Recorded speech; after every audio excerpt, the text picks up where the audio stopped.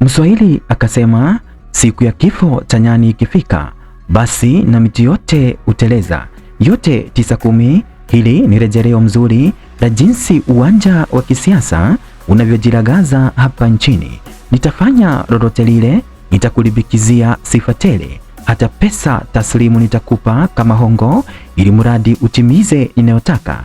Na katika muktadha huu ni sharti uweze kupitisha mswada ama miswada bungeni inayonifeva mimi bila kujali mwananchi. Lakini siku ya kifo cha nyani ikifika na mkose umuhimu wote wa kisiasa kwangu, nitatumia nguvu sawa kuwaporosha mamlakani na mwishowe lawama, yani kwa nini taifa la Kenya halisongi mbele, ijapokuwa sisi kama executive ama kama rais wa nchi ya Kenya nafanya kila juhudi kwa manufaa ya mwananchi wa Kenya. Kuna uwezekano mkubwa hili ni taswira kamili akilini mwake Rais William Ruto na mipango kababe kufuatia matamshi yake kuwa bunge la seneti na lile bunge la kitaifa ni eneo la uharibifu, yani crime scene, ifikiapo ni ubadilishaji wa pesa za ulaghai. Naam, ujambo na karibu mtazamaji, ni kuombe kwa moyo wa dhati ndiposa tuweze kusonga mbele, na kwa sawa ni kuombe uweze kubonyeza subscribe button, like and share katika kituo hiki nambari 2 nyuma ya kuna Name Media. Karibu kwa ripoti zetu za siku. Ningependa mwanzo uweze kusikiliza ni kwa jinsi gani Rais William Ruto ana mamlaka yote ya kimaadili, yani the moral authority, ya kuwahadhirisha wabunge kwa ajili ya corruption. William Ruto is that proverbial witch who performs his rituals during the day but assumes nobody is seeing him. He's behaving holier than thou. It's as though he has just landed in Kenya the other week.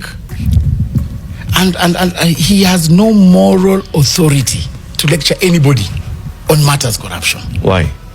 He has been a participant of corrupt dealings in the past. Look at how he runs his government. With impunity, without following the rule of law. He has listed out all sugar industries without advertisement, without any bid, without any competitive bid. Look at Nzoia Sugar Company. When did they advertise that bid? Who are the competitors in the tender? Look at Chemilil. All the sugar factories have been listed out without following due process. And therefore, he cannot just wake up in the morning and start lecturing people on matters corruption. He started this corruption and this engagement with Parliament in corrupt ways in several instances. Last year's finance bill, he used a lot of money to pay MPs.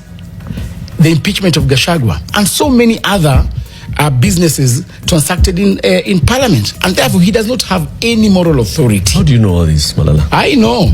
Even the PG that he calls, he wants to lecture members of Parliament about corruption, that they should not take any bribe, and then after the PG, they are given money. Immediately after the PG, they are given 100,000 for transport. For what? All the PGs. All the PGs.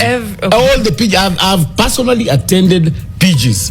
I'm the one who was summoning. You are the coordinator. The coordinator of PGs.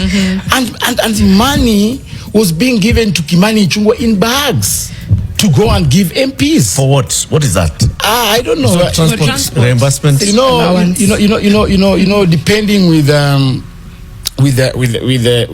how you want to call it. Maybe you want to call it processing fee. You want to call it legislative lubrication. You want to call it anything that you want to call it. But the key point here is William Ruto is a key player.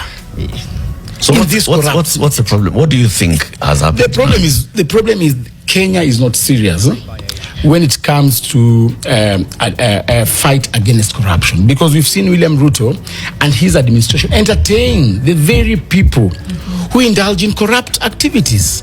Look at his cabinet. When they were going to they were going through the Parliament for vetting, we had cabinet secretaries, cabinet secretaries who had active cases in court. But William Ruto, through the NIS, influenced the court decisions to withdraw the cases so that his cabinet nominees would pass the vetting.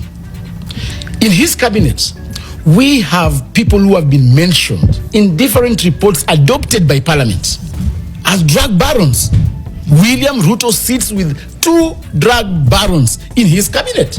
And then he puts on a very decent tie and comes before Kenyans, hypocritically lecturing them about corruption. Look at what he has done in Masai Mara. We've just been seeing the wildebeest trying to struggle, and you are trying to insinuate that it's because of a high number of people there. No, it's because William Ruto grabbed 30,000 acres of land and he has built there a hotel. Let him be accountable. What hotel is this? You know the hotel that he went to launch. Okay. That one you have not substantiated. Yes. I want to be challenged. We will I want to be leave it at challenged. that. Who is the owner of that hotel? We will leave it at that. No, don't leave it at that, Eric. Who is the owner of that hotel? We don't know. We don't know, generally. And therefore, who gave the permission for somebody to build a hotel in the migration path? We do not know. Well, I want to say that for people who may have forgotten, Cleopa Malawa is now the deputy party leader of DCP. Yes. The Democracy for the Citizens Party. Democracy for the Citizens Party. No. He's the immediate former Secretary General. Oh yes, you keep on asking me that question and I keep on answering you. Yes. So these things that you're saying, you have first-hand information. I have because you participated in them. I did not participate. I witnessed. You said you were mobilizing the parliamentary I was groups. mobilizing them to go to attend parliamentary groups. Yes. But I was not giving them cash. I do not have that capacity to give members of parliament even on money to anyone else's behalf.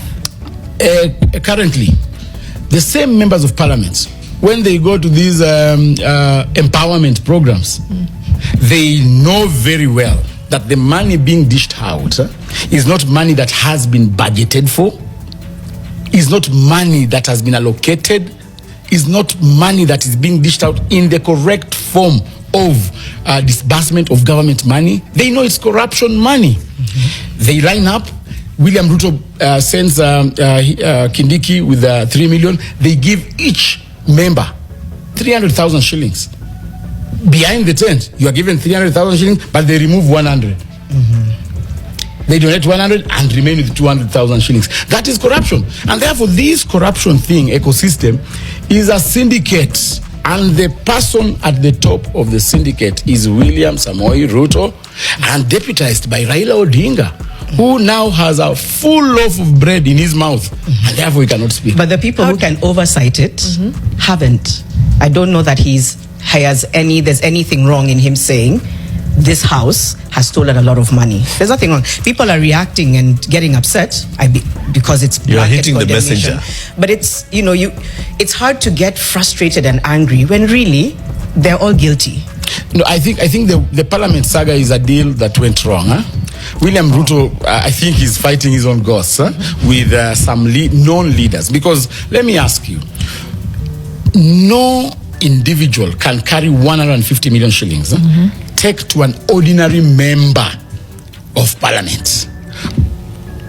The person who was giving out that bribe definitely gave to a leader in parliament, either the speaker, the leader of majority, the whip, or the chairperson of that committee. Those are William Ruto's appointees. The money laundering bill was passed a few months ago, right? If the president has that information that somebody bribed somebody, up to now, what has he done? Has he acted? Cleo, before we get... Has he reported the matter? Have you received bribes before? Yes. Let's just ask, because Cleo, you can't sit here and talk about President Ruto and his corruption that you allege and his knowledge of it, and he says he knows, he consumes intelligence, and you can't say you were a senator, deputy party minority leader, and that you took no part in it. No, truth be told, Okay. Money is given in parliament. I've been a member of parliament. Money is given. Whatever name is being given, but money is given. If you want to call it corruption, if you want to call it lobbying fee, if you want to call it whatever you call it, money is given. When it comes to passing serious legislation in parliament, NIS walks in the corridors lobbying members with money. So what William Ruto is suffering from, he started this game of bribing members of parliament to pass crucial government business, but now it has become unsustainable. No, it's too much. It has become, now he wants to hit and take the fight back to the members of parliament. If you knew this, why didn't you push back at the time? Second, William Ruto has come out confidently like this to start hitting at MPs because of the assurance of Raila Odinga. The corruption is still going on, but it has been concentrated on one person. So I want to ask the members of parliament that your money has been given to Raila Odinga, and Raila Odinga has assured William Ruto that I'll give you the numbers in parliament. So the corruption has just been concentrated to one institution called Raila Odinga. So why is he complaining then? Why would the president be complaining? No, he just wants to cut off the relationship and have his businesses passed for free. Because he's used to giving these members of parliament money to pass government. The money, the money laundering bill is a government bill. Is a government-sponsored bill from the Attorney General's office. So who is this ordinary citizen in Kenya who carried 150 million shillings to go and help government pass that bill? No, that money came from government. So what William Ruto is lamenting is that this syndicate has gone across all ministries. When ministers go back to him to account for money, they tell him, Your Excellency, I used 200 million to lobby governments to pass this bill. Minister of Cooperative. Your Excellency, I used 210 million to pass this bill. Mbadi. So it has become too expensive. It is a con syndicate, and everybody is looting government using the name of lobby. Maneno ya Rais William Ruto yanaashiria kuanza kujipanga kwake kwa jinsi ya kushinikiza Wakenya waweze kumchagua kwa muhula wa pili, na ndiposa anajaribu kujitakaza ye mwenyewe machoni mwa Kenya, akiachia wabunge lawama, huku akiashiria kujialaini na mwananchi wa kawaida. Lakini kwa lugha ya mtaani, utu ni mchezo wa tauni. La pili tunalotarajia ni kuwa wandani wake wasio na umuhimu wote wa kisiasa na ambao tayari wamepoteza ground ni wakati wa kutemwa sasa. This will hit hard on Kimani Ichung'wah, Osoro, Speaker Moses Wetangula, just to name the few. Mpaka wakati mwingine, shukran kwa kutazama.